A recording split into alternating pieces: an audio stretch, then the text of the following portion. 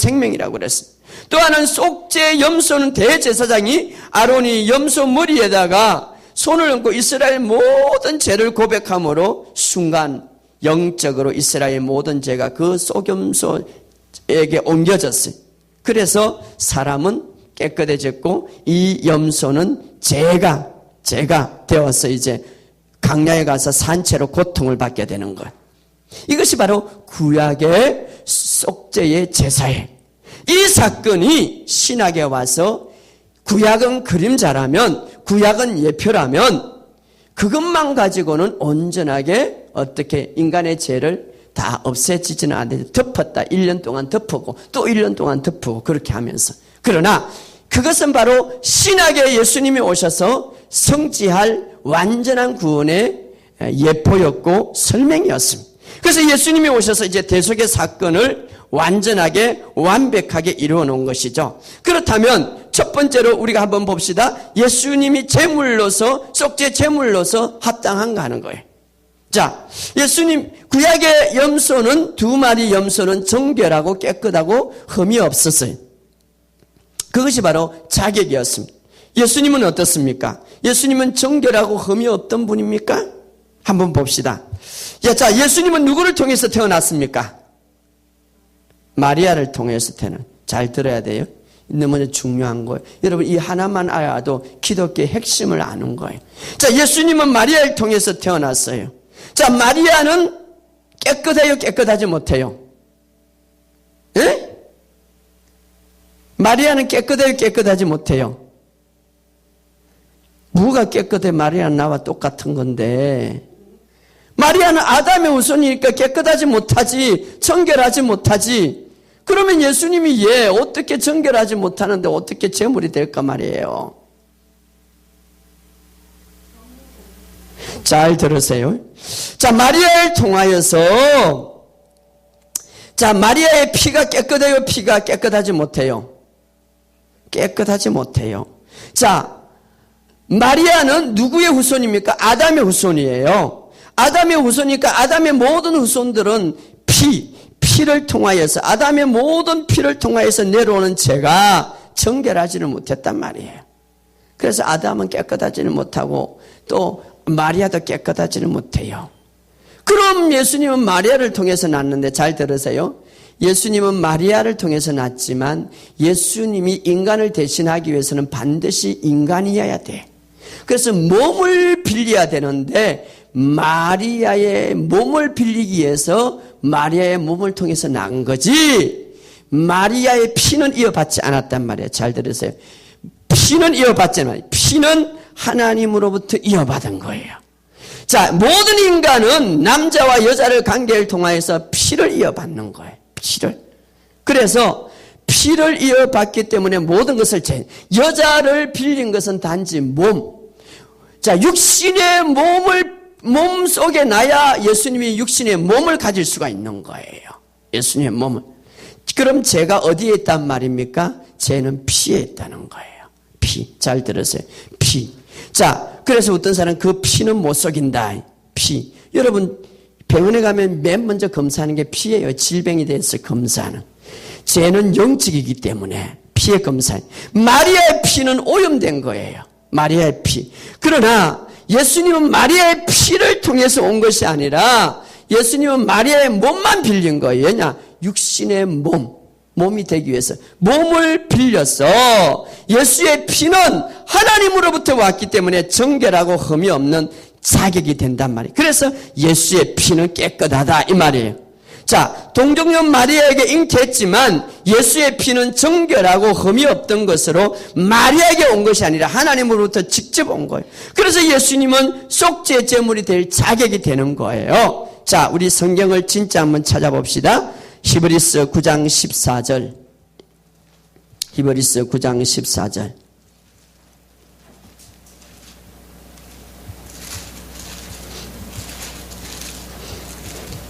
히브리서 9장 14절 시작. 하물며 영원하신 성령으로 말미암아 흠 없는 자기를 하나님께 드린 그리스도의 피가 흠이 있다고 했어요? 없다고 그랬어요? 없다고 그랬어요. 그리스도의 피가 흠이 없다 이 말이에요. 그러나 마리아의 피는 흠이 있어요, 없어요? 흠이 있어요. 마리아의 피로 태어난 것이 아니라 예수님은 단지 인간의 몸을 입게 해서 마리아의 몸을 빌린 거지 피를 볼린 거 아니냐 말이에요. 예? 모든 인간은 다 피, 마리아, 인간과 인간의 피를 통하여 났던 거예요. 자, 다시 한 번 더 찾아봅시다. 베드로전서 1장, 그 뒤에 있죠. 베드로전서 1장 19절. 1장 19절. 여러분 잘 따라와야 됩니다. 자, 시작. 오직 흠이 없고 점이 없는 어린 양 같은 그리스도의 보배로운 피. 자, 그리스도의 피가 흠이 있다고 그랬습니까? 없다고 그랬으면? 없다고 그랬어요. 마리아의 몸을 통하여서 태어났지만 예수님은 바로 하나님이 주신 피로 이 땅에 태어났다. 그래서 그 피는 정결하다. 정결하다. 자, 이렇게 예수님은 속죄 제물로 합당했는데 그런데 제가 나중에 엉켜지면은 그 피가 어떻게 됩니까? 더러워지는. 자, 그러면 예수님은 언제 죄가 엉켜져서 더러워졌는가? 예수님은 온 인류의 죄를 위해서 담당해서 죄가 되었다고 그랬는데 언제 되었는가? 잘 들으시기 바랍니다. 자, 예수님이 십자가에 못 박혀 죽으시고 예수님이 십자가에 못 박힐 때 7마디 하셨죠. 그 마지막 제일 마지막에 무슨 말을 했습니까? 제일 마지막에 제일 마지막에 하나님을 향하여서 뭐라고 말합니까? 하나님을 향하여서 내 영혼을 아버지 손에 부탁하나이다. 그 전까지는 예수의 피가 정결했죠. 내 영혼을 아버지 손에 부탁하나이다. 자, 구약의 염소는 죄가 증가됐다고 그랬죠. 하나가. 그래서 죄 없는 대사장이 두 손을 얹고 염소에게 머리에 손을 얹고 이스라엘이 1년 동안 지었던 모든 죄를 고백함으로 그에게 다 증가되는 거예요. 자, 예수님께서 아버지 내 영혼을 아버지 손에 부탁하나이다라고 할 때에 예수님이 허락할 때에 다시 말하면 예수님 내 모든 것들을 이제 아버지 앞에 맡깁니다라고 할 때에 그때에 하나님은 예수의 머리에 손을 얹고 인류의 모든 죄를 고백함으로 예수님께 죄가 다 증가가 되는 거예요. 자, 구약에 의하면 속염소는 이제 인류의 그 이스라엘의 모든 죄를 머리에 손 얹고 고백할 때에 그 이스라엘 죄가 다 그에게 증가된 거예요. 마찬가지로 예수님은 정결한 피고 흠이 없는 피지만 그러나 아버지여 내 영혼을 아버지께 이제 부탁합니다라고 할 때에 어떻게 됩니까? 하나님께서 인류의 모든 죄를 다 거기에 증가시키. 그래서 예수님은 완전한 죄가 되었더라. 그래서 예수님은 속죄 제물과 속죄 염소가 동시에 되었다. 다시 말하면은 자, 속죄 제물이라는 것은 예수님의 몸은 십자가에 못 박히심으로 어떻습니까? 이 몸이 이제 3일 동안 무덤 속에 들은 게 몸이 속죄 제물로 돼서 완전히 죽었어요. 자, 첫 번째 염소는 어떻습니까? 첫 번째 염소는 다 죽어요. 피를 흘린. 근데 예수님은 이제 그 몸은 어떻습니까? 죽고 그 이제 내 영혼을 아버지께 맡깁니다라고 할 때에 그 순간에 하나님이 예수님이 허락할 때에 하나님께서 할 수 있으니까 그에게 앞으로 태어난 인간, 인류의 모든 인간의 죄를 다 예수님에게 이제 예수님에게 얹혔어요. 예수님이 얹혔어요. 인류의 죄. 그래서 예수님 자체가 죄가 되셨다. 이 본문이 고린도후서 5장 21절에 있는 거 한번 읽어봅시다. 고린도후서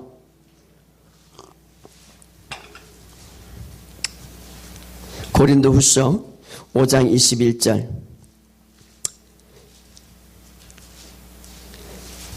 고린도후서 5장 21절 시작. 하나님이 죄를 알지 못하신 이를 우리 대신하여 죄로 삼으신 것은. 자, 하나님이 대신하여 누가 예수님을 죄로 삼았어요? 하나님이 죄를 삼았어요. 자, 대제사장이 구약에 보면 한 염소에게 이제 모든 이스라엘 죄를 다 고백함으로 그 염소에게 죄를 다 증가시킨 것처럼 오늘 예수님에게 어떻습니까? 인류의 모든 모든 죄를 다 고백함으로 인류의 죄가 예수님에게 다 덮어졌습니다. 예수님. 그래서 첫 번째 염소는 속죄 제물로 죽고 피가 들여지고 죄의 싹은 사망이라고 그랬으니까 사망을 이루고 몸은 사망을 이루고, 두 번째 속죄 제물 염소는 죄가 모두 얹혀져서 이제 인류의 죄를 짊어지시고 죄가 되셨어요. 그런데 죄는 반드시 철거되어야 돼요, 안 돼요? 죄는 반드시 보응받아야 돼요, 안 받아야 돼요? 받아야 되는 거예요. 이것이 바로 공의의 하나님. 여러분, 공의의 하나님이라는 것은 반드시, 그것이 하나님일지라도 반드시 보응받는다 이 말이에요. 반드시. 여기 이 사건을 잘 알아야 돼. 그래서 우리가 정말 바르게 살아야 된다는 거예요. 그래서 두 번째 염소인 죄가 모두 얹혀져서 예수님은 죄가 되었다. 완전히. 그러니까 첫 번째는 예수님이 죄가 되기 전에는 그 피는 완전했고 정결했고 이제는 죄가 되어서 정말 더러워졌어. 정말. 그래서 그 죄에 대해서 보응을 산채로 받은 거예요. 자, 죄염소가, 두 번째 염소가 이제 이스라엘 죄를 다 짊어지고 이 두 번째 염소가 속죄 염소가 이스라엘 죄를 다 전가시키고 그 다음에 어디로 보낸다고 그랬습니까? 강야로 보낸 거죠. 그래서 왜 강야로 보냅니까? 강야는 사람이 살 수 없는 고통과 아픔과 질병. 이것은 바로 너가 이제 죄가 됐으니까 보응을 받아라 이 말이에요. 하나님의 공의예요. 보응을 받아라. 그러니까 영원토록 거기서 이제 고통받고 저주받고 질병으로 받아라 이 말이에요. 자, 그렇다면 예수님도 이제 피 흘리시고 속죄 염소가 되셔서 인류의 죄가 다 거기에 얹혀졌습니다. 이제 예수님은 죄가 되었어요. 예수님 처벌받아야 돼요, 말아야 돼요? 처벌받아야 되죠. 왜? 죄가 됐기 때문에. 여러분이 받을 것을 예수님이 받아야 돼. 예, 죄가 되었다, 죄가. 자, 그러면 구약에는 속죄의 염소가 처벌받기 위해서 어디로 갔습니까? 강야를. 예수님은 어디로 갔을까요? 이것이 굉장히 중요한 거예요. 예수님은 어디로 갈까? 여러분, 예수 믿지 않으면은 어디로 가고? 죄값을 지옥 가는. 예수님도 우리가 믿지 않는 영적인 죄 때문에 도둑질하고 살인, 이거는 인간의 이 육적인 죄지만 영적인 죄 때문에, 이 영적인 죄 때문에 이것을 다 짊어지시고 이제 죄가 되셨어. 그런데 자, 이 두 번째 염소가 이스라엘의 죄를 짊어지고 강야로 쫓겨서 너는 이제 죄가 됐기 때문에 거기서 고통받는 게 마땅하다. 죄값은 하나님의 공의, 공의 하나님. 그래, 예수님도 이제 죄가 돼가지고 이제 어디로 쫓겨나가야 되냐면 어디로 쫓겨나요? 지옥으로 가네. 그래서 지옥으로. 그래서 우리가 많은 신학자들이 예수님이 지옥 가는 건 참 이거 우리가 말을 못하겠다. 그런데요, 성경에 증거합니다. 사도신경에 보면 영어로 보면 지옥으로 되어 있죠. 그런데 이번에 우리가 번역한 새 성경을 보니까 지옥으로 하기가 힘드니까 이렇게 해놨어요. 한번 앞에 사도신경 봐요.